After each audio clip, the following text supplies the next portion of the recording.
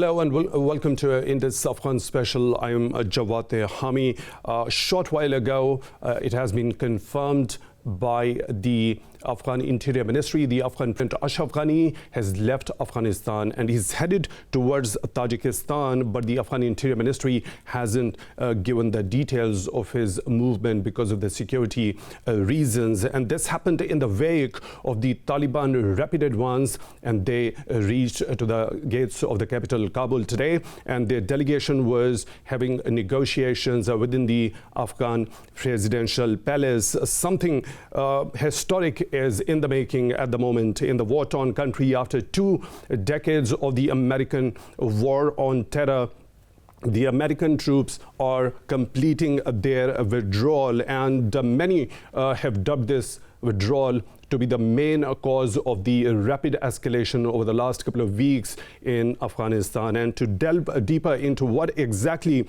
might transpire after these developments which are happening over there, we are joined by Zunaira Azhar, who is a senior anchor person. She is joining us from Lahore, and she will definitely be co-hosting the show with me as well. And I'm also joined by Mr. James Dorsey, who is a political analyst. He is joining us from Singapore. Mr. Dorsey, thank you very much for your time at Indus News. Rapid developments happening in the war-torn Afghanistan. Ashraf Ghani has left for Tajikistan. How do you see? Does it mean an absolute victory for the Taliban? I think there's no doubt that this is an absolute victory for the Taliban. The question really is, how is the transition going to take place? There are two options. The most likely option, and the way I read what I've been hearing from Taliban spokesmen in the last couple of hours, is that the Taliban want the remnants of the government of Ashraf Ghani to basically surrender, to join them, hand over their weapons. A more palatable solution for everybody, but a less likely one that the Taliban are going to pursue, would be a transition government in which both the Taliban and anti-Taliban forces are represented, and in which the anti-Taliban forces have some degree of influence, as do the Taliban forces. That is probably the less likely way the Taliban are going to choose to go, and at this point, it's their choice. Okay, Mr. Dorsey, I'll go to Zunaira with this particular point. Now, Zunaira, it has been confirmed by the top official over there, Abdullah, that Afghan President Ashraf Ghani has left the country at this very crucial moment in Afghanistan's history. How do you see, shouldn't have the president been there, no matter whatever the circumstances happen to be? I think it is such a shame. To be honest, it is such a shame that you come to your own country and people and claim to raise democracy from grassroots level to whatever heights you want to take it. And later on, whenever there is an imminent threat to your own survival as a president, you just opt to run away. I was just having a tweet from a vice president as well, and he said that I would never stay with the Taliban under one roof. And the same formula applies to him as well. Like, you rather go into exile, enjoy the perks of life either in the Central Asia or West, wherever it suits you. And whenever there is an opportunity to come and be in the government as an elite, you choose to come back, and you portray yourself as someone who is representing people. And my question is, James, I'll come to you. My question is, why within 20 years it was so difficult for people like Ashraf Ghani to get closer to their people, which includes Taliban as well. And while there has been negotiations going on, if the bridge was so hard to cross, why didn't US withdraw back in 2002 or 3 when the situation was much more to the interest of US? Well, I think there are two separate issues here. Fundamentally, let's fail it.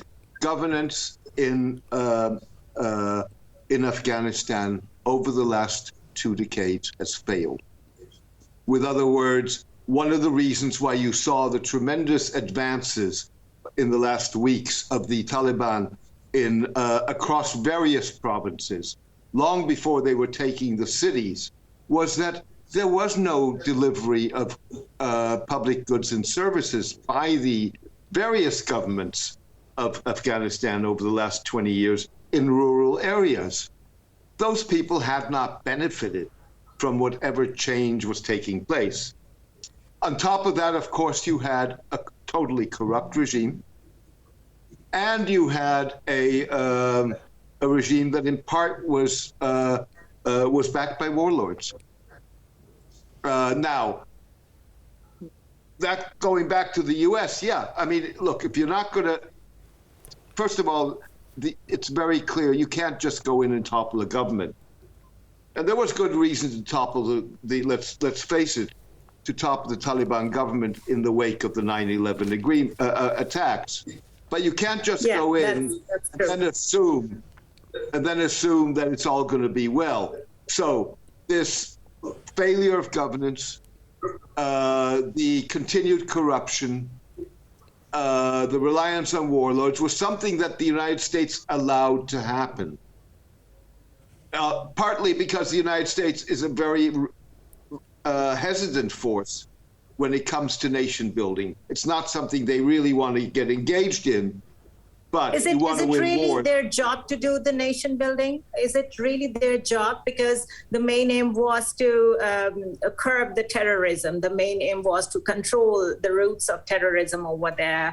It was not their job in the first place to do the nation building, because that is not a project that one can take care of within 1 or 2 decades. It takes centuries. And above all, it takes the very local people to be involved into that process. That has not happened. So what do we expect? No, I agree with you on that. So, with other words, I agree that you cannot go in, simply overthrow a government, leave, and expect that everything's going to be fine. Now, I also think that you've got to you had a catch-22 in 2001. So, if I go back, and I remember this very clearly, that my initial position in the fall of 2001 was opposed to a U.S. invasion of Afghanistan, on the grounds that I thought that the United States should try and negotiate with the Taliban. 3 weeks into the war, the U.S. invasion in Afghanistan, I realized that the United States had been negotiating for 3 years with the Taliban for the extradition of Osama bin Laden. And in my mind, if you've been negotiating for 3 years, you then have an attack like 9/11 on Washington and New York, you don't have a lot of options left. That is justified. Yeah, that is justified. Here I agree with you. Yeah. So I think that the United States, in a sense, was in a catch-22. There were political reasons that they could not do anything but overthrow the Taliban, or at the very least capture bin Laden, which they were not able to do.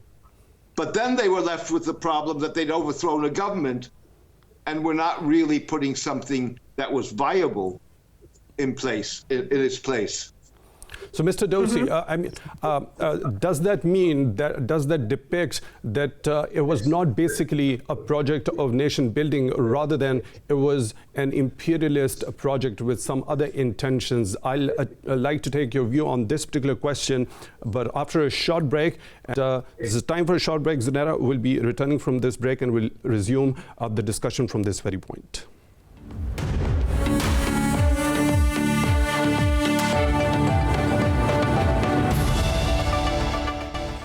Welcome back to Indus Afghanistan Special, and I am joined by my co-host Zunaira Azhar, a senior anchor person. She's joining us from Lahore, and we are also joined by Mr. James Dorsey from Singapore, political analyst. So, Mr. Dorsey, resuming the discussion from that very point. So, as you said, the governance system over there in Afghanistan in the last 2 decades, or the very idea or the notion of nation building, has completely failed. Do you think that was a failure of an imperialistic project as well, and the basic intention was not nation building and was to have just an eye or a certain spot over here in this region, to have an eye on the rising powers like China and Russia and to contain their influence? I don't think there was anything imperial about the invasion in 2001.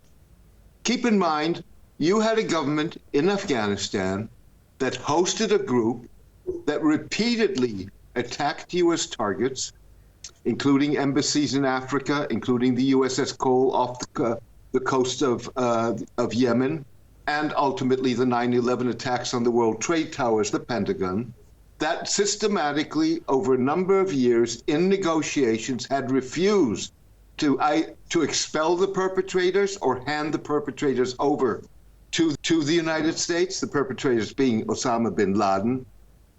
So taking out that government is not an imperial project. I don't think it had anything to do with China. I don't think it had anything to do with building a new world order. It had to do with a government hosting a group that had repeatedly attacked the United States with basically political violence, not anything that was legitimate under any form of international law. So, Mr. Dorsey, as Zunaira already mentioned, so I mean, where did that particular notion of nation building come from? A notion that the Afghans might not be able to govern themselves in a better way. So here comes the American democracy. So how would you tag that one? No, James, look, I would like to add here. I would like to add here so that you have a comprehensive answer for us. In my view, the basic flaw in when it comes to any invasion of US, let it be Iraq, let it be Libya, let it be Syria, let it be Afghanistan, is that it seems that US is quite untouched with the ground realities of a region. For example, Afghanistan is pretty much a tribal society. And to introduce Western democracy to them I think that we need a separate. Can you hear me? I think that we need. Yeah, I can hear you now. I think that we need to separate issues. I'm not a proponent of military invasions. I think they fail by definition, and they often create larger problems than they provide solutions. I think in many ways, Afghanistan is different from other U.S. invasions, other invasions by the United States. With other words, here was not an invasion because we didn't like the regime or for whatever geopolitical reasons.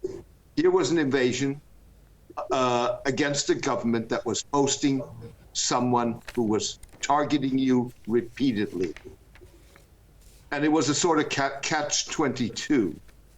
Now, I think there's a more fundamental issue at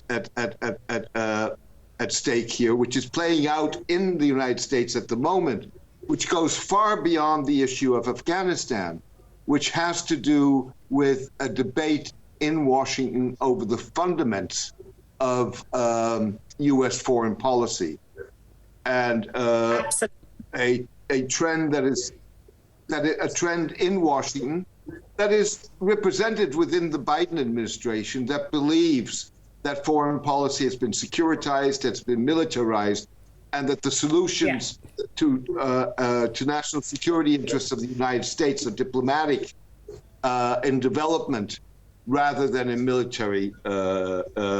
military force.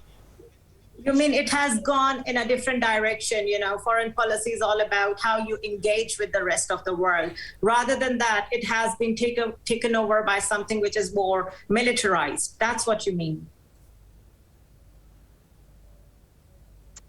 Absolutely, absolutely. And it's a debate, you know, you've had, it's a debate that you're seeing very strongly being waged in the United States and in Washington at the moment, and the outcome of that is unclear. Obviously, Afghanistan and the way that this is played out is going to shape that debate. Okay, Mr. Dorsey, I would like to ask you, is it the defeat itself, or is it that now the focus of the American foreign policy is believed to be focused elsewhere? No, I think what it is the experience of 20 years of war in Afghanistan and in Iraq that have not produced results. And in fact, the basis, whereas I'm arguing there was a basis for the attack on Afghanistan, I think we all agree that there was no basis for the attack on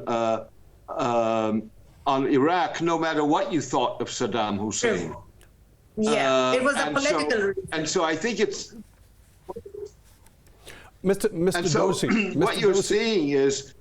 Okay, you're of the view that now there is an understanding of the realization, especially in the Biden administration, that the foreign policy has been militarized. When we talk about his recent talk on Afghanistan, in particular, a couple of weeks before, he said that the security threats have now changed, and now they have taken a different position across the globe. So for that, our resources and the deployments are being transferred to another area. So if that was the realization, or happens to be the realization within the Biden administration, that the foreign policy had been militarized, so how do you see that very statement of transferring those resources and the troops or the military personnel to other areas of the security threat?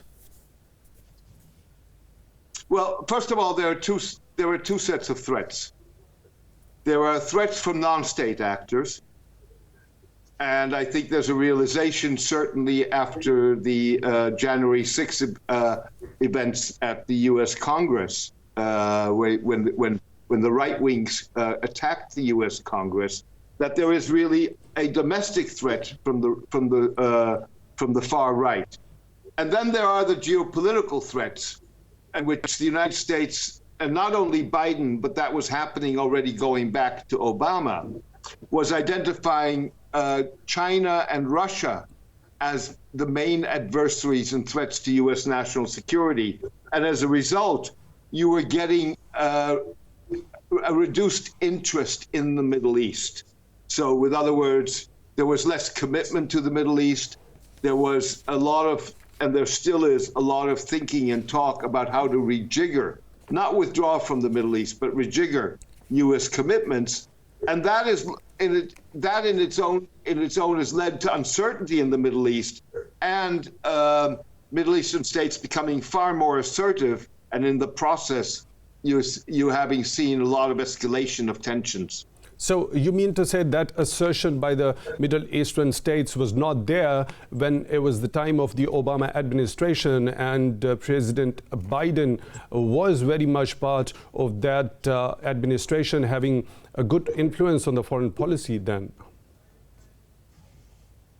Well, the assertiveness I'm talking about began in 2011, when states like Saudi Arabia and the United Arab Emirates perceived Obama to be supporting the popular Arab revolts. There was a lot of consternation at the fact that the United States and Obama were not willing to support people like the toppled president of Egypt, Hosni Mubarak. And at the same time, of course, there was a lot of consternation over Obama's nuclear agreement with Iran. So this is a process that started with Obama, was in its own way carried through to a degree by the Trump administration, and we're certainly seeing a refocus of foreign policy under Biden. Okay, Mr. James, it was Vice President when who was the complete architect of this Iran nuclear deal, if I'm not wrong, right? No, I think Obama himself, and Obama made that very clear. I mean, Obama felt that the only way to reduce tension in the Middle East and to avert a nuclear Iran was to conclude a deal with Iran, even if that deal was imperfect. So, Zunaira, it's basically the U.S. foreign policy that is being seen as flawed, especially when it comes to Afghanistan and the way they thought that they could actually go for the nation-building project. Yeah, Jawad, and we have been, discussing it at length. And what we see is like invading a country, let it be for the political purposes, let it be for the terrorism-related reasons. There has always been a haste that we have seen, the kind of invasion that Afghanistan saw. And while U.S. troops were engaged in Afghanistan, we saw 2011 onwards many regime changes perpetrated by U.S. In Libya, in Syria, in Iraq, and elsewhere. And then Afghanistan came into the hallmark in the form of negotiation, and all of a sudden we heard from Trump that he's going to pull back. All that was pioneered on the basis of elections. That is how I see it. Homecoming is a big slogan in US when it comes to elections, that you are bringing all the war heroes back. And that's why Trump played that card, and he played it really well. That's a different debate why it could not help him win the elections. But even now, when the Biden is doing it, 10 years from now, we will be listening a whole different set of argument there. Why did America actually pull out? One reason is, of course, that they cannot be in Afghanistan forever. But the kind of pullout, the hasty pullout we have seen, and the kind of crisis that has followed it seems that it suits US to create this instability in the region if we look at their obsession with the trade war with China. So there are different tentacles attached to this, which will come to fall later on, because at the moment the whole world is glued to the TV screens and all that because of the happenings in Kabul and elsewhere. But I'm sure there are still political reasons at play. That is why we see such a disconnect between what is happening in Afghanistan, that CNN is not even reporting it the way it used to report the things. So let's see how it pulls from there. But things are not bad for this. Things are really bad for this region. Okay, Zunaira, it's a very interesting sort of an aspect that when it comes to the U.S. Pledge to support the Ashraf Ghani government no matter what come may, but I'll take your view on that one as well. For now, we have reconnected to Mr. James Dorsey, political analyst, who is joining us right from the start of this transmission from Singapore. And we are also been joined by Major General retired Ijaz Awan, defense analyst, who will be joining us from Islamabad. Thank you, both of you, gentlemen. So, Zunaira, what do you say when it comes to the pledge by the U.S. government for the Ashraf Ghani's government, and now all of a sudden with this rapid advance and the Taliban reaching at the gates of the capital, he has just flown to another country within hours, and there happens to be no U.S. support at all? It's such a shame, as I said earlier as well. And I think at this point, I would like to hear from Biden administration whether it is facilitated by US or it was like a complete abandoned kind of an act on behalf of, on the behest of Ashraf Ghani itself. Because we were told by somebody from Afghanistan that there were no consultations regarding such a hasty pullout from Afghanistan. So if the government was not informed of the pull-out plans and stuff that followed, I would expect that in the last moment, Ashraf Ghani had to use his own leverage. Okay, Zunaira, Mr. Dorsey is once again with us. So sorry for the interruption. I'll go with this very point to Mr. Dorsey. Mr. Dorsey, already you just discussed that it was the failure of the that idea of that governance over here. One thing that I am a little curious about is when it comes to the United States, it talks about the corruption in various countries across the globe. And when it comes to the Afghan government, and there were trillions of dollars being pumped into that particular country with different governments coming in at different times. So that makes me curious to understand that how could it possibly happen under the very nose of that particular power, which wants no corruption across the globe in different countries? Well, let me touch on two things. First of all, I want to come back to two things that Zunaira said, if I may. Yeah, one is, go ahead. One of the fundamental problems with the culture of U.S. policy, and particularly U.S. foreign policy, is that the United States seems to need an enemy. and it demonizes that enemy in terms of the way it projects that enemy. And as a result, it no longer has a realistic evaluation of that enemy. And that's a dangerous fundament on which to build a policy. That's one.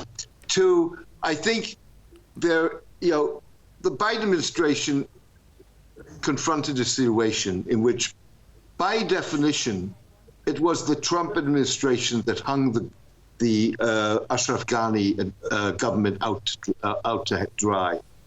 They negotiated with the Taliban a deal to withdraw from the United States without the Ghani government at the table co-determining the terms under which the Americans would withdraw. So by definition, they were telling the Taliban, we couldn't care less. Now, Biden came in and he had a choice.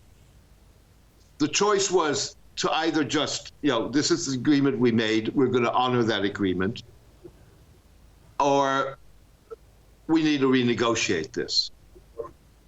I think that part of the problem in doing that was, one, he wanted out of the war, but also he didn't want one of the first things that he does is to break an agreement that the United States had concluded after the whole fallout of the U.S. walking away and withdrawing unilaterally from the Iran nuclear agreement. So he really had a problem. I also think he had a third problem, which does not take away responsibility from the United States.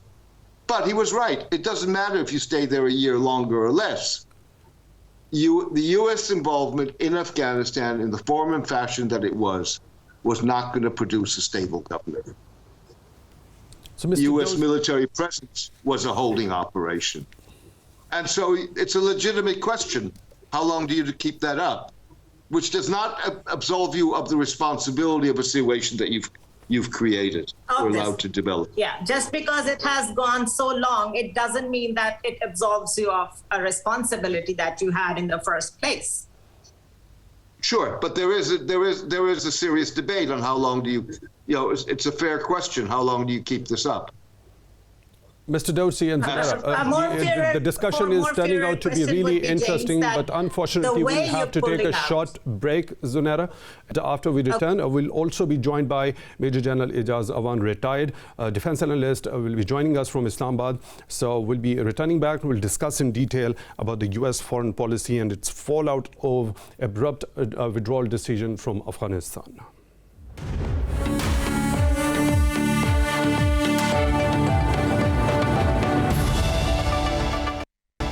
Welcome back to Indus Afghanistan Special, and I am joined by my co-host, senior anchor person joining me from Lahore, Zunaira Azhar, and I'm joined by Mr. James Dorsey, political analyst, joining me from Singapore right from the start of this transmission. And now I'll bring in Major General retired Ijaz Awan, who is the defense analyst, who will be joining me from Islamabad. So, General Awan, we are closely following the developments happening in Afghanistan. The Taliban have finally managed to reach at the gates of the capital, Kabul. How are these developments being seen in Pakistan? Well, thank you. These developments were expected and they don't come as a surprise, though. The speed with which they have evolved, that has stunned the world, and it has indeed surprised. The progress of the operation has been very quick. Nonetheless, it was seen that Ashraf Ghani would not be able to hold power because the agreement that was signed between the United States of America and the Taliban, it had legitimized the Taliban as a politico-military power.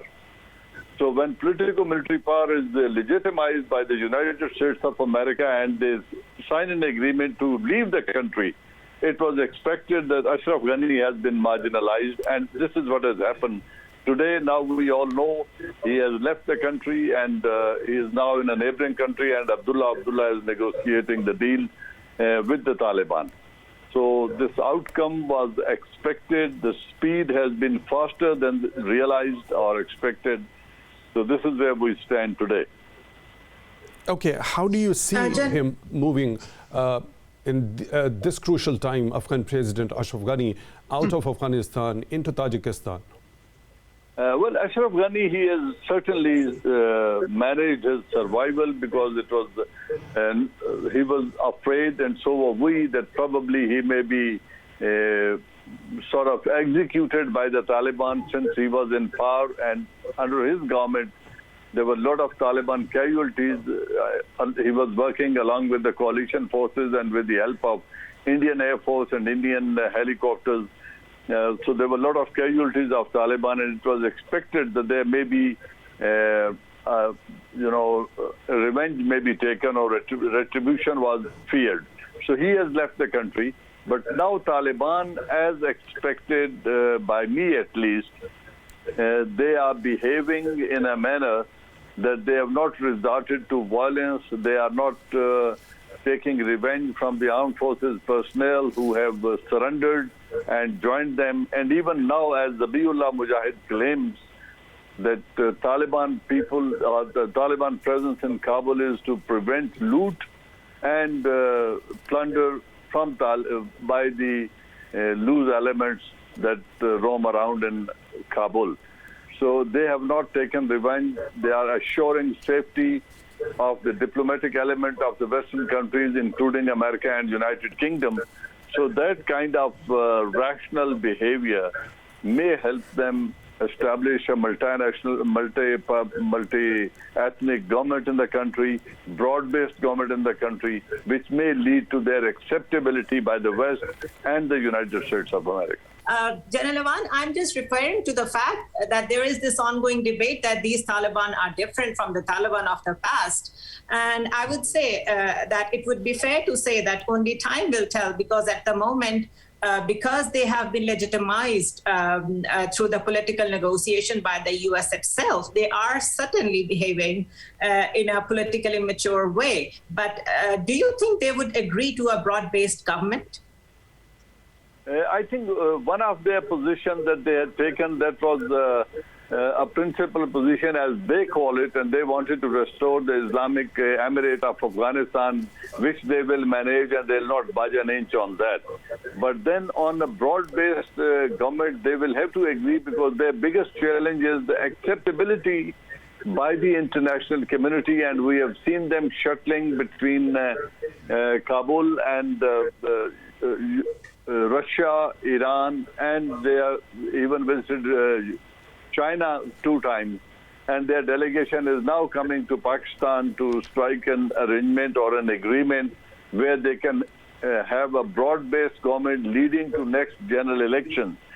So Loya Jirga, if they call, they'll be asked to call, because that is the traditional way of deciding things in Afghanistan. So probably Loya Jirga would also demand a broad-based government, because single-handedly they cannot rule or they cannot command Afghanistan. It would be problematic. So it would be wiser on their part if they take all factions and all other Afghan groups on board and agree for a broad-based government and go for a confederation in the longer run, where central government is, unlike the Western governments, is not strong enough, but they have the provinces have a relatively more autonomy. So that kind of arrangement is going to work, which probably would be acceptable to Taliban. So, General Awan, James, if we carry on the point further, the way General Awan is saying that they would follow that trajectory of broad-based government. So I am conditioning my question with an if. If that happens, do you think the West and the US primarily is still going to have problem with their Sharia laws? Look, I think the issue is first of all, it's an if. I think it's an if whether the Taliban have changed. We just don't know. On top of that, I don't think that the Taliban are a uniform group. There are various strengths within the Taliban, so we're going to have to see how that balances out. I also think that from what we've heard from the Taliban, certainly today, is not one in which they are looking at a broad-based government as you and I would understand that. They are looking at a Taliban dominated government on Taliban terms in which others will be junior partners with relatively little influence. That's now, a very fine point. In terms of how the West is going to respond, I think the issue is not Sharia law. The issue is, at the end of the day, let's face it, Al-Qaeda today is not what it was 2 decades ago. But the Taliban have refused to break with Al-Qaeda. Al-Qaeda remains a presence in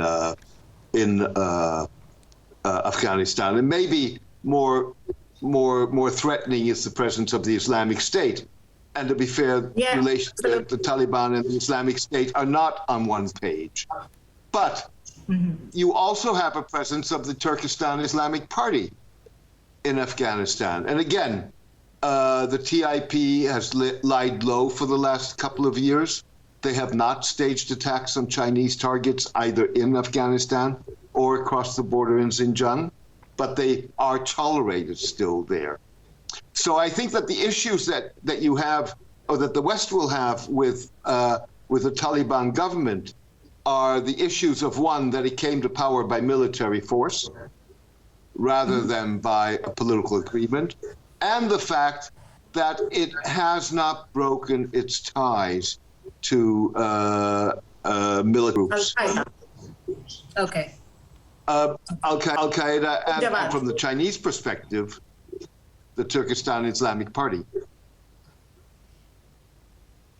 Right. Okay. Jawad, Mr. Dorsey, does this whole premise that you've just built, it points out to a very point that the Taliban have not learned their lessons over the last 20 years, and they continue to collude with the other groups such as Al-Qaeda, as you have just mentioned. So where we see a future heading towards? Let me be very clear. I did not use the word collude. What I said is that the Taliban has not broken with these groups. It has not expelled them. Mr. Dorsey, it has. So that's, I think that's a very important distinction. And if the Taliban really want to demonstrate that they have changed, this would be a way of demonstrating that at very little expense. So I think that they have to demonstrate anything to the West now that they have actually won the war politically and militarily. Do they have to? No. Look, let's put it this way. Fact of the matter is that the international community is going to be split on Afghanistan. Western states, Europe and the United States, and probably a fair number of their allies, including significant allies in the Muslim world, may not recognize the Taliban government. China will, Russia will, Iran will, Pakistan will, of course, the Central Asian states will. So, you know, now the question for the Taliban is if that's good enough for them. And we'll have to wait and see. I think that the Taliban, it's not a question that they have to, but Afghanistan is a country that's been ravaged by war for now 4 decades. Let's face it, this is going to take an enormous effort to rebuild. General Awan, you're listening to the whole argument. Yes, I'm listening to the whole argument. And I would like to ask you that do you think that this regional connectivity is going to be enough for Taliban, and do you think they would want to have a legitimate international ties with all of the world, or to begin with, it is enough for us to expect to be a regional actor coming from Taliban at least? Well, I would allow me to little disagree with Mr. Dorsey. Pakistan is not going to recognize them outrightly or right away. And the apprehensions or the things pointed out by Mr. Dorsey are true in that sense that Taliban have to ensure that whether it's Al-Qaeda or East Turkmenistan organization or Al-Qaeda, Daesh, or Tehreek-e-Taliban Pakistan, or dissident elements from Balochistan, which is part of Pakistan, if such like organizations, they stay in Afghanistan and they threaten or do not address the security concerns of the neighboring countries, I don't think Iran, Pakistan, Russia, or China are even going to recognize them unless they ensure that such elements are either sent out of the country or they are brought under control so effectively that they cease to exist as terrorist organizations. But expecting from Taliban to do it right away or do it in the next week or 10 days, that would be a little too much. First, they need to establish themselves, establish a control over the country, and only then they'll be probably able to address such concerns of the regional countries and the world. And since they have entered into an agreement with the United States of America ensuring one thing, that the soil of Afghanistan will not be used against the neighboring countries or against the United States of America or its allies. So this is a litmus test which they have to live up to. Only then their acceptability in the region or in the world would come about. And that is, I think it would need some time, and the world must give them some time to have a hold over the situation. And only then we can put such pressure or such demands on them. But it's too early to conclude that with the presence of these elements, Pakistan or China or Russia is going to recognize the government of Taliban. This is just a predicament. I suppose we are just all talking about conjecturing and predicament based on the historical facts and all that. But General Awan, looking at the facts and very harsh ground reality that TTP resurgence is quite possible if Taliban are in control of the things. And Tehreek-e-Taliban Pakistan directly works in collaboration with India against Pakistan. We all know it very well. Do you think this delegation that is now in Pakistan and the way Pakistan is being treated as a major stakeholder in the future of Afghanistan is going to impact the security of Pakistan positively? Well, definitely that's what Pakistan is aiming at. That is what we will try, and I think that is our legitimate interest or concern in the peace in Afghanistan, because we strongly believe that peace in Afghanistan is peace for Pakistan, but that would only come about if TTP or such like organizations do not. They cease to exist in Afghanistan, and the soil of Afghanistan is not given to them to operate against the interest of Pakistan. And that is what precisely we are going to talk about. And it's not only Pakistan. Iran has insecurity, Russia has insecurities and challenges, and so is China. So everyone is going to put pressure on the Taliban or the interim government that comes about as a result of present takeover. The demand would, all the regional countries would demand that such like concerns must be addressed, and this may be on the table when they come to Pakistan too. So, General Awan, what about role of those peace spoilers that happened to be during the Afghan peace process? And they have been pointing fingers towards Pakistan as well. So how do you see their role in future if the Taliban take over completely Afghanistan? Well, I think those spoilers were, I would say, Ashraf Ghani regime and India. And partially, unjustifiably, America has also been blaming Pakistan. So I think their space has been restricted. They would not have that freedom to use the soil of Afghanistan to operate against Pakistan, and our concern would hopefully stand at rest. And so are the concerns of the United States of America.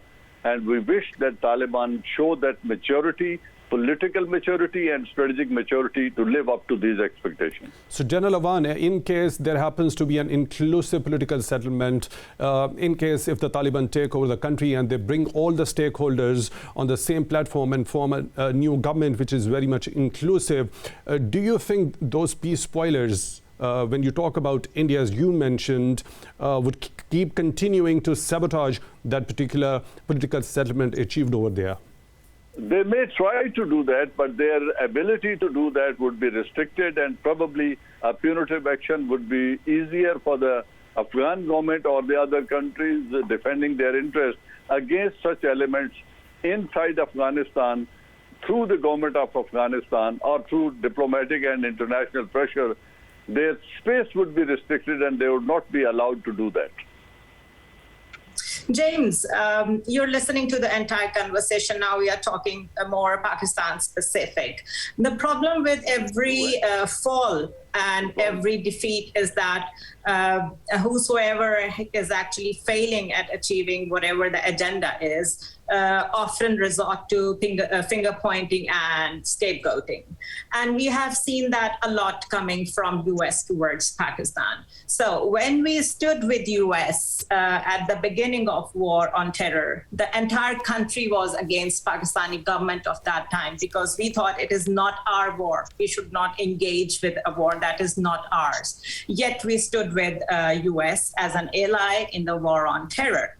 As the things proceeded, as the time passed, and as US realized that they are not going to win this war, they started finger pointing. And as you mentioned, catch-22 position, we have always been in catch-22 position because if we stand with US, we are having an internal issue. If we do not, we have an external issue that is coming a lot of stuff from US, which is not good. We have seen a trend on Twitter, which was generated by a lot of fake accounts and disinformation campaign from India, and that said sanction Pakistan. Do you think US has learned from siding with India at all cost, despite the fact that we have been standing one-on-one with throughout this 20 years old war in which we lost our children, we lost our siblings. Look, I think without wanting to get into... Is there a realization? Without wanting to get into a debate at the moment on US-Pakistani relations and the history of those relationships, I think it's very clear that this has been a very troubled relationship in which both parties have often grossly misunderstood each other. And the truth is probably in the middle. And I'm very well aware of a lot of the grievances that are felt by Pakistanis towards the United States with regards to the history of that relationship. And I'm not saying those grievances are wrong, but I think that they're only part of the story. That's one. The other 2 points I do want to make is 3 points. I don't think that the general and I, in principle, disagree. In terms of recognition of the Taliban regime, it's really a question of timing, and I agree with that. What I think more immediately is a question that we do not have answered: is what the future of Afghanistan will be, and what the future of its relationships with its neighbors will be, is very much, or to some extent, going to be a function of the way it treats its minorities, whether those are the Hazara Shiites, whether those are the ethnic minorities. And I think we need to wait and see what that is. Clearly, there's been some degree of accommodation. You saw that in the way that they dealt with Dostum, for example, the Uzbek leader. But I think that once they have really taken over the levers of power, we're going to have to see how they deal with that, and that's going to determine relations. The other point I want to make is, and that goes back to finger pointing, it's very easy to blame third parties or other countries for the violence or for the militancy that you're seeing within your own borders. Fact of the matter is that that militancy has its roots domestically. It may be exploited by foreign forces, but whether or not the Taliban are in power, militant groups in Pakistan are a domestic problem, not a foreign problem primarily. And the same is true, by the way, for Afghanistan. It has to deal with its militant groups, which may or may not, and probably do, incorporate foreign fighters. But they are groups of basically based in Afghanistan, tolerated by Afghanistan. So that points to the very fact that the Afghan soil has been used against Pakistan very often.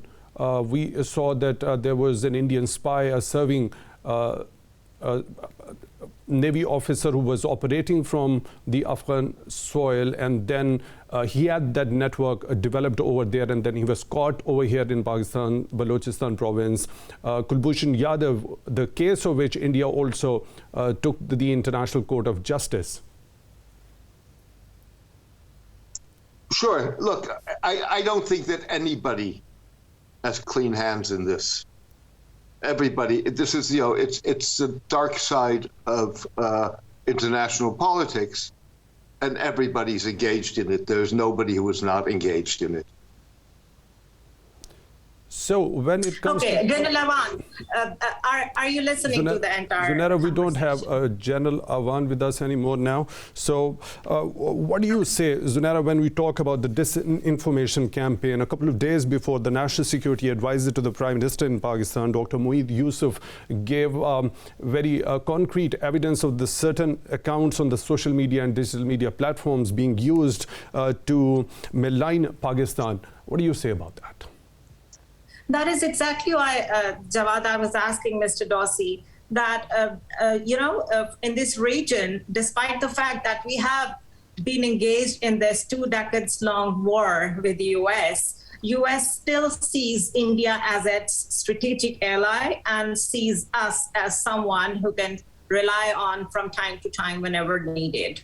And it is high time to realize that the situation has changed in the region. Now there are more powers emerging, new power centers are emerging, and they have competing interests. So there has to be a balance, a power balance that US has to strike. And it cannot come at the cost of supporting India. Yes, please. I think that's one way of looking at it. That's one way of looking at it. The other way of looking at it is that basically in the grafting of a new world order, multiple powers that in the past looked primarily at Pakistan are now looking at India. That's true for Saudi Arabia. That's true for the United Arab Emirates. It's true for the United States. And so that is because I think this is Israel-centric policy, James. That is because I don't think it has anything to do with Israel. I don't think that's these countries I'm sorry. I don't think it has anything to do with legitimate country. It is like an assertive kind of politics that has been going on when it comes to Israel. That's why the camp has been joined by Saudi Arabia and UAE. So we cannot counterbalance that argument with what is happening in our region. First of all, I think it has nothing to do with Israel. But even if it had to do with Israel, it doesn't matter. The facts on the ground speak for itself. And I think that the quicker that Pakistan understands that, and therefore tries to work with it and turn it to its advantage, the better off it will be. Well, that's what we have been doing, James, to be honest, We have lost so much. We could have been at a much better place economically. But because of this 2 decades long war, we have not been able to focus on a lot of internal stuff. Let it be governance, let it be poverty, let it be human element, you name it. And we are today trying to stay as neutral as possible, saying we have nothing to do with who comes to power in Afghanistan, as long as it is legitimate, as long as it is not used to pose threat to the other countries, especially Pakistan. But US seems to shy away from the fact that only standing with the strategic partners is not enough for this new world order to emerge positively. And to add to that, Zunaira, over $100 billion of loss to the economy and over around 80,000 innocent people losing the lives on war and terror. And I would call what has happened in Afghanistan a tragedy now. Now let's look at it as a tragedy, because none of us wanted Taliban back in power, to be honest. And it is US's defeat that has led to all this to happen. Now, once Taliban are back in power, who is going to help the humanitarian crisis? who is going to help pay for the development, who is going to help the whole Afghan social polarization that is happening to reap back. And what about the fallout on the regional countries, especially Pakistan, who has already been hosting over 3 million Afghan refugees, and now there is a likelihood of a huge refugee influx as well? People coming over here and relying on our economy, we can't help that. Look, first of all, I think there's no question that it's a tragedy. Second of all, sure, there's a price that you pay, that countries pay in terms of conflict, which they may or may not be involved in. And Pakistan may have been more involved in Afghanistan than Pakistan wishes to admit. But having said that, I also think that one of the things, going back to what I was saying about the foreign policy debate that you're seeing in the United States, is that there's a discrepancy between reality and perception, often on the part of U.S. allies. And that's very true in the Middle East, where the expectation was that the alliance meant that the United States would come to the rescue of a country unconditionally and no matter what. And that's based on the Carter Doctrine of 1980, where when President Carter basically said, but he defined it very carefully, that the United States, under certain circumstances, would come to the aid of Gulf states. And so I think what you're now getting is a return to what the really original interpretation and purpose of that doctrine was, and a whole host of countries having to come to grips with the fact that the United States is not going to unconditionally intervene. On the contrary, its inclination is going to be not to intervene.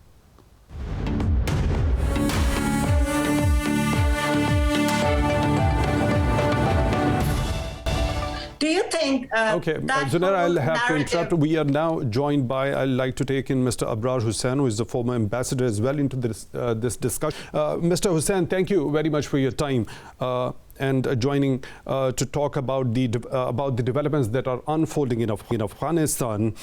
We've been discussing at length the failure of the U.S. foreign policy with Mr. James Dorsey, and General Ijaz Awan was with us as well. And now, when specifically we talk about the disinformation campaign which has been launched against Pakistan, and the National Security Advisor of Pakistan, Dr. Moayyed Yusuf, categorically gave concrete evidence that there were certain digital accounts which were being operated from India and Afghanistan to malign Pakistan, having a clear categorical stance from the Pakistani side that Pakistan has no favorites in Afghanistan. How do you see this deliberate disinformation campaign launched against Pakistan? Well, India has already been doing it for the last so many years. This was not something new. Although Pakistan has not only been saying that we are not a party, we are not part of the problem, we are rather part of the solution. And we have been facilitators. We have been trying to bring peace to Afghanistan, and we have never been partners in war. So after having said all this, now people will notice for themselves that Pakistan is not supporting any specific group in Afghanistan. You must have seen the reports that today so many Afghan leaders, non-Pashtun leaders, have come to Pakistan for consultations and for discussions about Afghan situation. And these include very senior Afghan leaders like Mr. Yunus Qanuni, like Mr. Salahuddin Rabbani, like two brothers of Ahmad Shah Massoud, and the Speaker of their assembly, the lower house of the parliament. So they are all here. And it's an indication that for Pakistan, there is no favorite in Afghanistan. but it was a war first between the U.S. forces and Taliban. And after they left, after they had this Doha agreement last year, there was war going on between the Afghans themselves, the Afghan government and Taliban. And Pakistan could not favor any one of them.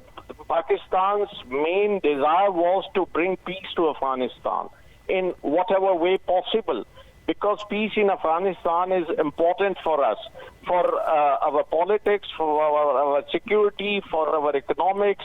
We need peace in Afghanistan. So, Mr. Hussain, I would like to ask you a certain thing. Okay, on one side, despite that Pakistan is categorically... that is bothering us throughout this discussion. We are trying to hammer on it constantly that Pakistan has no favorites in Afghanistan, and the international community simply doesn't seem to buy that argument. One I would like you to reflect on is that how do we dispel whatever has been reflected from our side in the history? How do we dispel that idea and aura that we are siding with Taliban? One. Two, we don't know whether these are the Taliban of 2021 or from the 90s, how things are going to unfold. Our concern is about the resurgence of the same terrorism that we faced in the last 2 decades. How do you think is the best time for us to communicate with the international community? How do we do that? Well, you're asking me? I'm supposed to answer? Yes. Yes, okay. Please. Well, you see, Taliban had been fighting in Afghanistan for the last 20 years, and they were never termed as terrorists. They were not in the list of terrorists. So now, with their resurgence, and although, as you mentioned, they claim to be different Taliban of 2021, not Taliban of 1990s. And they have indicated that they would be allowing, for example, women's rights, right to education, right to employment, right to take part in politics. So they've been claiming it. And now the way they are moving forward, they have asked their fighters not to attack the properties. They have asked that the government institutions to remain open, the banks, the offices, and they have said that they would not stop anyone from work. So these are all indications that they are a different kind of Taliban this time, not the same as they were in 1990s. Number one. Number two, as you said, how to dispel this impression that we are supporting Taliban. Well, as I said, we have been supporting peace in Afghanistan and we have been facilitating that process. But then if due to their own bad intentions, their own weaknesses, they want to make us a scapegoat, then of course you can't convince someone who is doing it with bad intentions. If they are not sincere, you can't convince them. So but do you think, Mr. Hussain, when we talk about the leverage of Pakistan is not fighting in Afghanistan. Well, the Western forces, the NATO forces, the Americans were fighting there with Taliban, and despite having a large number of troops there, at one time, say, 130,000, they couldn't defeat Taliban. So Pakistan is not responsible for this. If there are more than 300,000 Afghan security forces who didn't fight Taliban, well, Pakistan didn't ask them not to fight. They were trained by the Americans. They could have fought Taliban. They could have defended all of the 34 provinces, but they didn't do it. They simply surrendered to Taliban in most of the cases. So they have themselves to blame, not Pakistan. So, Mr. Hussain, when we talk about Pakistan's leverage on the Afghan Taliban, whenever the US wanted Pakistan to play the role of a facilitator in the Afghan peace process, so till that time it suited them over there. But do you think that particular leverage on the Afghan Taliban has been misconstrued at times by the US in particular, that the Islamabad wants the Taliban to be in place in the government over there? Well, that's right. I mean, our influence, if it is there, it is to some extent. I mean, we don't have full control over them. And especially after what happened after 9/11. We captured so many Taliban leaders here. We put them in jails. We handed them over to Americans, and they were sent to Guantanamo Bay. So after doing all that, why do you expect that Pakistan should be having full control over Taliban, or Pakistan should be able to influence them in any way possible? I mean, if they listen to us for some reason, because once we had morally and diplomatically supported them, well, that doesn't mean that we have a button, we will push it and they will agree to whatever we say. So our influence on them is to a very limited extent. Okay, Mr. Hussain, when it comes to the role of India, and when I was talking about those digital platforms that a National Security Advisor just mentioned a couple of days before in his press conference, that they were used to malign Pakistan and accuse Pakistan of supporting the Taliban over there. But when it comes, we understand naturally Pakistan and India happen to be the arch rivals. We have fought a couple of wars in the past as well.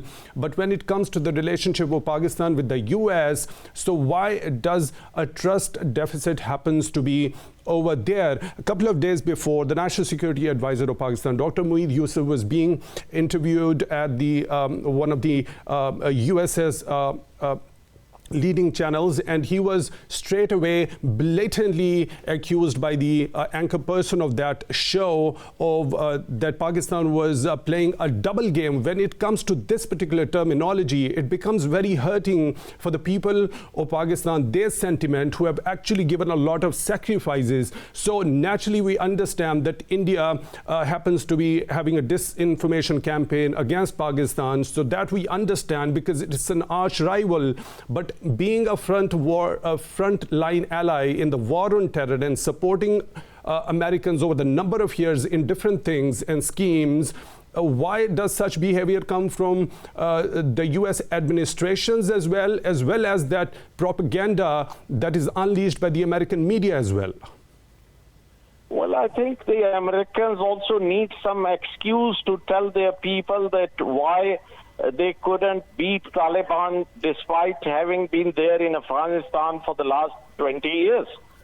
I mean, they were superior in technology, they were superior in training, they were superior in numbers, and even then they were unable to defeat Taliban in 20 years. So they need some excuse. And, so does this mean to scapegoat a front-line ally of yours in the war on terror? Well, when they need our help, of course, they call us ally. But whenever they need someone to blame, again, they find an scapegoat in us.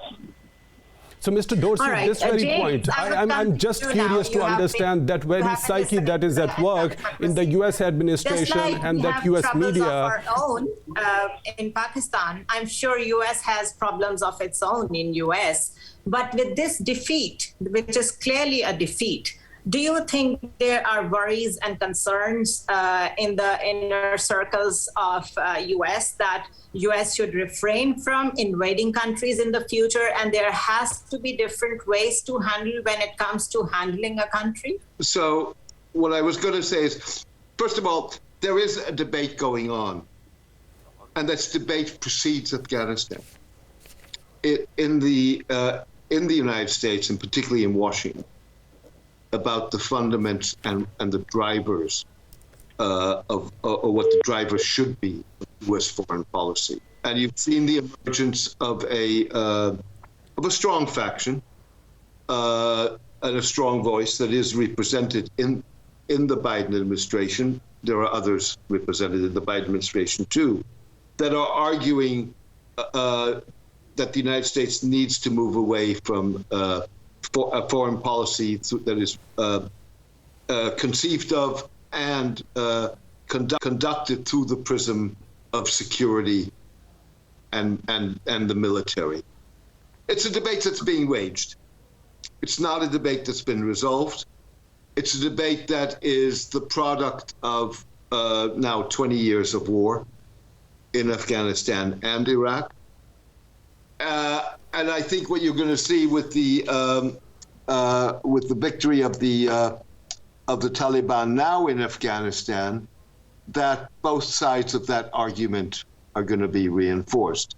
In fact, you've seen some former military commanders, including General Allen, for example, calling for the United States to re-engage militarily in Afghanistan.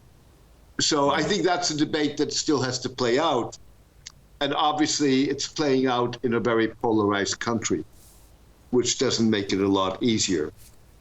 I do want to come back to something that the ambassador said with regard to perceptions of Pakistan.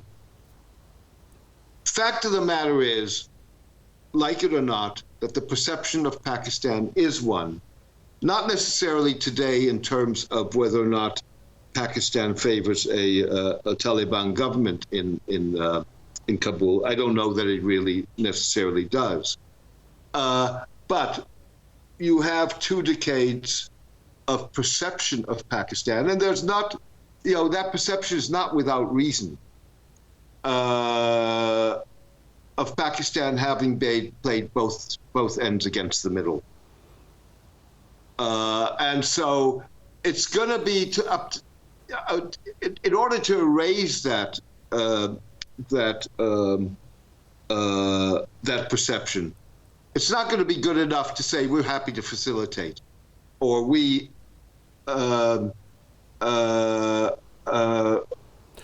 have a favorite. Mr. Dorsey, I would like to interrupt over here. Sir. I would like to contest this very thing that you have just talked about, that this particular accusation on Pakistan goes back to decades. Let's talk about the Soviet invasion of Afghanistan. So there was a certain power of whose interests were being secured over here. So that thing has been very much accepted in the US Congress by Hillary Clinton as well. So there happens to be a sense of realization in Pakistan at this moment as well, but categorically... But let's be honest about this. And I have covered this for the last 4 decades. I've watched it happen. Zia-ul-Haq was more than happy to accommodate the US-Saudi campaign against the Mujahideen campaign against the Soviets in Afghanistan. That is true. And he did that at a moment. And he did that at a moment at which he was Islamicizing Pakistani society. But at the behest of whom? Reality. But at the behest of whom? Hold on. No. Let James complete. So the reality of this is that everybody was a party to this. That's exactly my point. And it doesn't help. That's the whole point, It doesn't help anybody. Yeah, we are not trying to bail us out. We are not trying here to bail us out of what Zia-ul-Haq did. And we are all the time, like in daily talk shows, let it be any platform, we are all very critical of the Islamization of Pakistan, because that is not what is the foundation of this country. What we are trying to say is that when there are genuine efforts of erasing the terrorism and stuff like that, which is hurting the world, when US is not succeeding, it puts the blame on the intelligence cooperation of Pakistan. Well, we think you have the best of the military complex. You don't need our assistance when it comes to intelligence. So we are merely talking about the fact that this victim blaming and this finger pointing has to end if you want peace in the region, if you want peace in Afghanistan. Is there a realization in US that this has to stop? Let me first of all, let me be clear. I'm not American. So could there be a realization? Do you see the trend of that happening? As an analyst, I would want your opinion. Do you see any sort of realization? That doesn't matter. I am here. What I am. I mean, what I base my analysis on is basically having followed this and following it till today for the past 4 decades. and having spent a lot of time in Pakistan, a country that I enjoy very much. Having said that, I think it's not simply a question of let's stop pointing fingers. Fact of the matter is that we have ingrained perceptions and attitudes on all sides of this divide. True. And it's going to be up to the various parties, and that's hard work. It's not a simple stroke of the pen to change those perceptions. Definitely. You know, and clearly this happens in an environment, in a political environment in which people are playing for their own advantage. And whether that hurts another party or not, they don't care. So I think, you know, that's the reality you're operating in, and that's the reality you've got to start to understand and tackle, because otherwise it's not going to happen. Okay, Mr. Dorsey, there is a very important issue. I would like to take your take on this one as well. Just as the violence was escalating and the Taliban were making rapid gains, United Nations Refugee Agency spoke up, and they spoke up that the neighboring countries should be opening the doors for the refugees to come in, and on the basis of humanitarian grounds. I'm just being curious. Pakistan has just completed 90 to 95% of the border fencing in order to curtail that infiltration of the non-state elements that might infiltrate into Pakistan and cause security trouble over here. So already Pakistan had been hosting a large influx of refugees after the Soviet invasion, and because of the instability over there. Do you think Pakistan should completely open its borders if any sort of refugee influx happens to be, according to the demand or by the United Nations Refugee Agency? Look, I don't think it's just Pakistan. I think it's, you know, other neighboring countries too. But you know, as far as I'm concerned, I think you know, as far as I'm concerned, and Pakistan has taken in. I'm fully aware of that. But fact of the matter is, I think life is sacred. And what we're talking about here is people's lives. Okay, now, when we talk about the sanctity of the people's lives... I'm not going to play judge and advocate closing the border to people who have nowhere to go, have nothing to eat. Okay, so when it comes to the sanctity of human life on the humanitarian grounds, it becomes incumbent on Pakistan to take in all those people who are running for their lives. That is a point well understood, and that is the very premise the United Nations... As it does for the United States on the Mexican border. Exactly. Yeah, that is exactly the same situation. But look at the difference between the United States of America and Mexico and Pakistan and Afghanistan, and especially amid the COVID-19 pandemic, when Pakistan's economy needs growth and more push into it, and it has to depend on international community at times as well. But on the contrary, when we talk about the refugees running from Mexico to the United States, so United States happens to be an affluent country already. So how do you equate the balance of, I mean, I don't think so there happens to be a comparison between both of these scenarios. I don't equate. I just simply say, you've got you've got people in distress, period. And I don't make any distinction. Let me add here so that you have a complete take on it. I just want to say that what Jawad is trying to say is that when it has come to this, whatever the history has been is a different ballgame. We can discuss it at length, but that is not taking us anywhere. When it has come to this, that now there is going to be humanitarian crisis, should we count on the same international community that has almost run away within a night from Afghanistan, or who do we count on? Because we already are a third world country. I'm not sure about China, I'm not sure about Russia or other countries, but at least for us, it's very difficult. I think that's true. Look, it's all relative, okay? Take Lebanon. 25% of the Lebanese population today is Syrian. That's, whatever percentage it is in Pakistan, it's probably not even 5%. 20% of Jordan today is Syrian. So, Pakistan is not unique in this. And yes, you're right. Countries like Pakistan, because of their own economic situation, should be able to rely on the international community.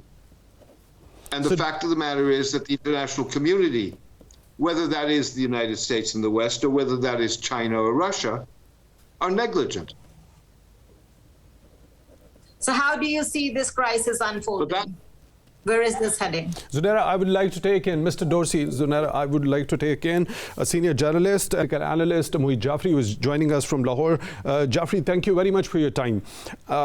We have been discussing at length the whole situation that is unfolding in Afghanistan. We have come a long way in this whole transmission. So the point which I'm discussing with Mr. Dorsey and Zunaira at the moment is the likelihood of that refugee influx in Pakistan. Since Pakistan has completed 90-95% of the border fencing, but there is a huge likelihood of these refugees heading towards Pakistan as well. At this time in history, when there is COVID-19 pandemic and Pakistani resources are already burdened, and then the guns of Afghanistan, the Afghan government, which was in place before the Taliban reached at the gates, and the Indians as well as the Americans was pointed towards Pakistan, that Islamabad was helping Taliban out and they want the Taliban in place.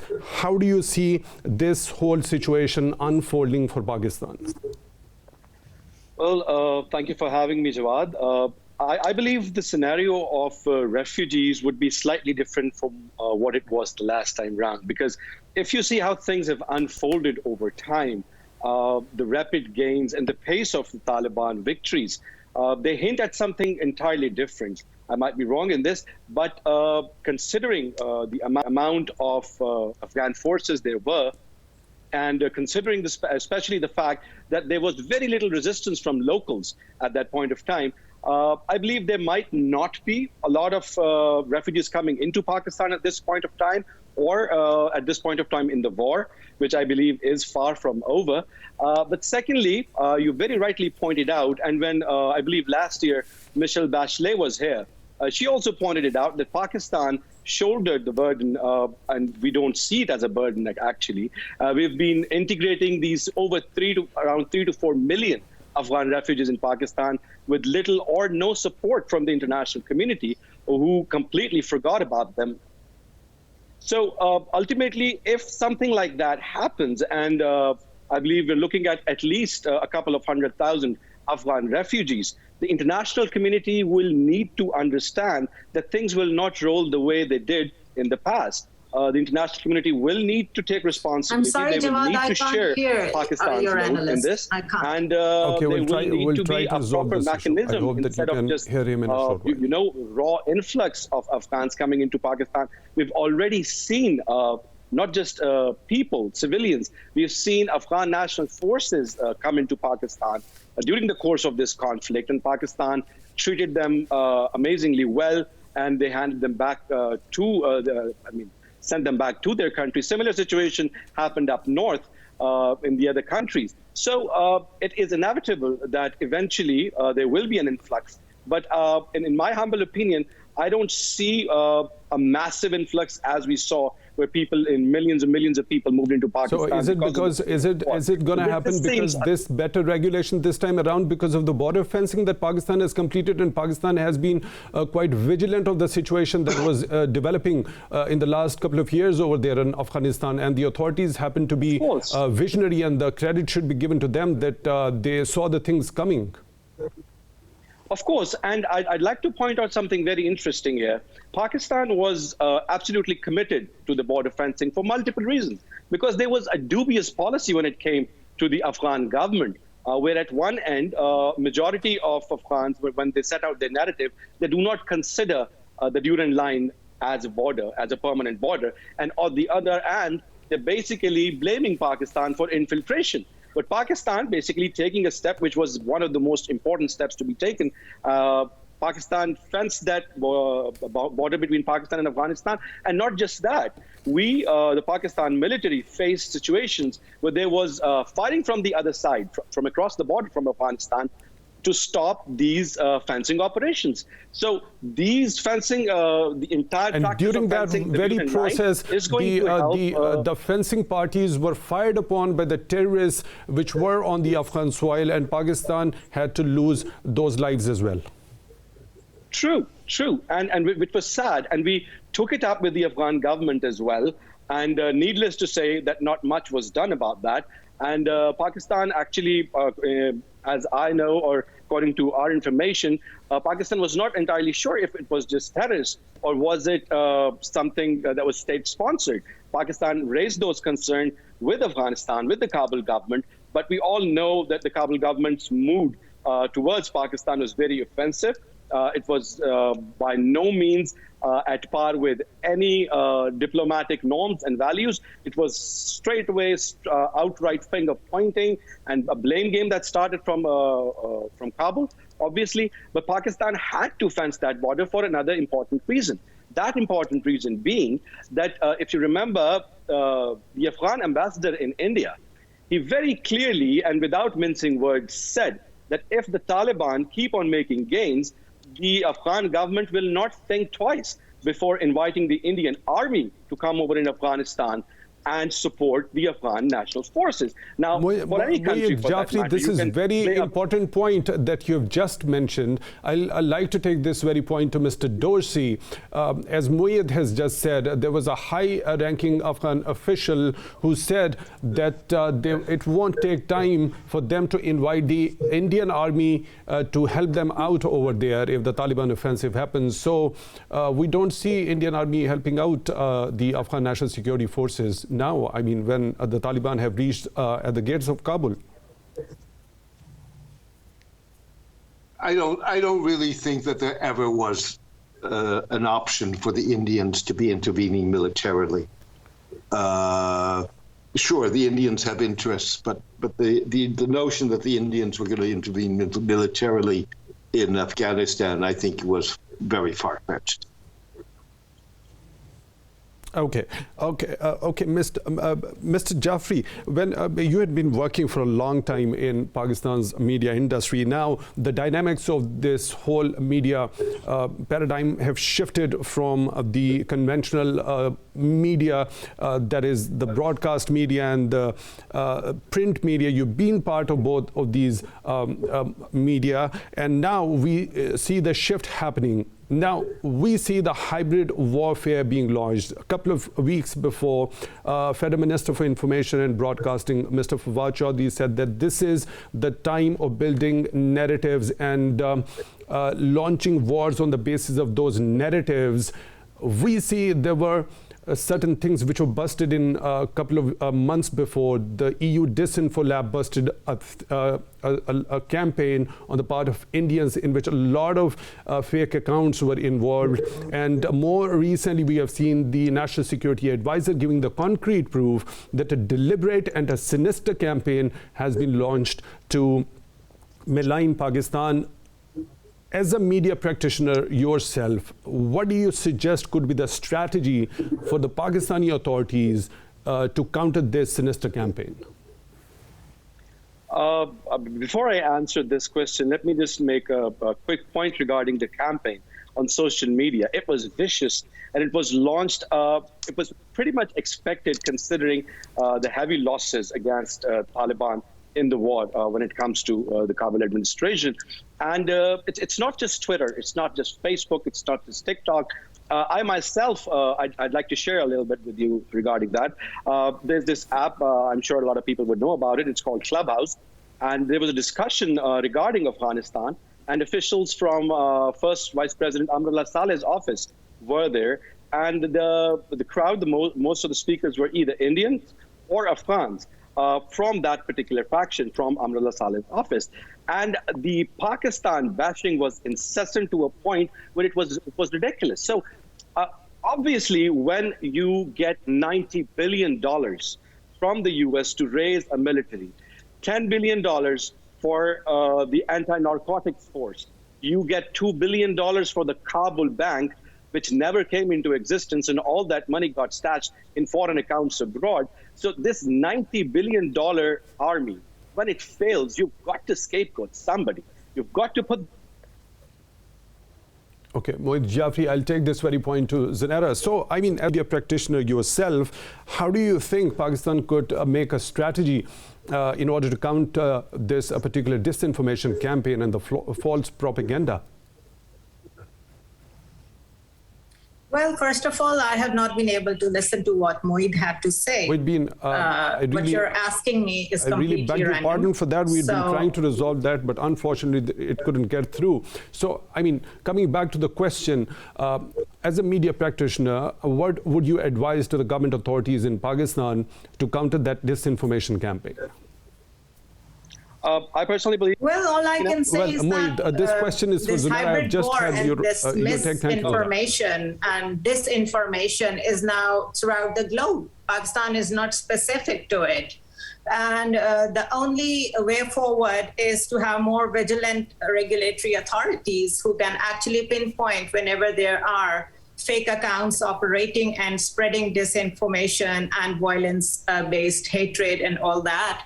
And I think Pakistani government is doing pretty well. The way we have handed over the dossier to FATF and UN regarding the kind of misinformation India has been spreading when it comes to Pakistan, we should continue on working that. Okay, Mr. Dorsey, in a larger scheme of things, I would like to ask this very question to you as well, since our Federal Minister for Information and Broadcasting said that it's the time of building narratives and waging war on the basis of those narratives because of the new forms of media. How do you think a country which is being targeted by certain elements like this should strategize to counter that? Look, I think, first of all, there are fundamental issues that are unresolved about social media in terms of what is social media and what responsibilities do they have as publishers. And so those issues need to be resolved, and they're not specifically Pakistani issues, they're global issues. And until you get that resolved, in many ways, social media are going to be a free-for-all. At the end of the day, information has become part of warfare, if you wish. And the credibility of your narrative is going to really rise and fall, not with how well you can spin your narrative, but in how much it is grounded in fact and how you can and how you're able to project that. So it's not a question of isolating that narrative from the other elements of your policy. It's a question of integrating it and making sure that it is aligned, that the policy is aligned with the narrative that you want, and the narrative is aligned with the policy. Mr. James Dorsey, your point is well taken, and thank you for being with us in this Indus Afghan Special from Singapore. It has always been really enlightening while talking to you. Zunaira Azhar, she was joining me as my co-host from Lahore, and Mr. Moayyed Jafri, a political analyst and a senior journalist. You, both of you, for your time as well. Afghanistan stands at a critical juncture in history. I repeat that sentence that I've been since the moment I started this special transmission on Afghanistan. A lot of things have been discussed in detail, whether the refugee influx happens, what went wrong with the US foreign policy, who is going to take the reins of the Afghan government. I think it becomes all relative when it comes to the very suffering of the people of the last 40 years that the Afghans have gone through. With that note, I hope that the things happen to be better for those people who have been in suffering from the last 4 decades. So with that note, I come to the end of this Indus Afghan Special transmission. Thank you for being with us.